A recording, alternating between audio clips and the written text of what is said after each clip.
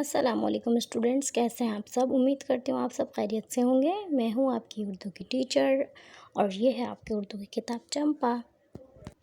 جیسا کہ آپ سب جانتے ہیں، پریویس کلاس میں ہم نے بیٹے کی قربانی کی ریڈنگ کی تھی، اس کے بارے میں پڑھا تھا۔ دین ہم نے اس نظم کی تشریح کی تھی اور الفاظ معنی کیے تھے۔ آئیے آگے دیکھتے ہیں۔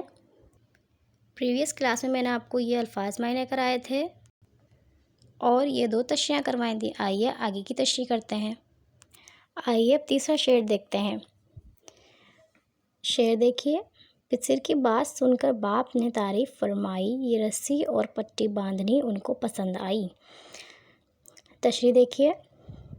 اس شعر میں شاعر کہتے ہیں کہ حضرت ابراہیم علیہ السلام کو اپنے بیٹے حضرت اسماعیل علیہ السلام کی بات پسند آئی کہ قربان کرتے وقت وہ اپنی آنکھوں پر پٹی باندھ دیں تاکہ اللہ تعالیٰ کا حکم پورا کرنے میں کوئی رکاوٹ نہ آئے۔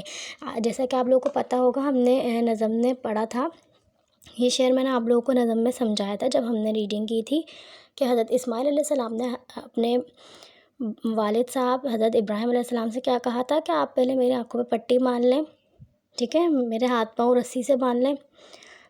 وہ اسی لیے کہا تھا کہ کہیں ان کی شکل دیکھ کر ان پہ ترس نہ آ جائے، ٹھیک ہے۔ سمجھ آئے آپ لوگوں کو؟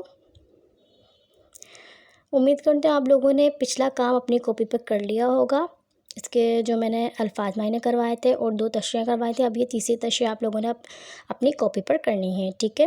کام نیٹ اینڈ کلین ہونا چاہیے۔ امید کرتے ہیں آپ لوگ کو ویڈیو سمجھ آئی ہوگی۔ آج تک کے لیے اتنا ہی، ملتے ہیں نیکسٹ ویڈیو میں، جب تک کے لیے اللہ حافظ۔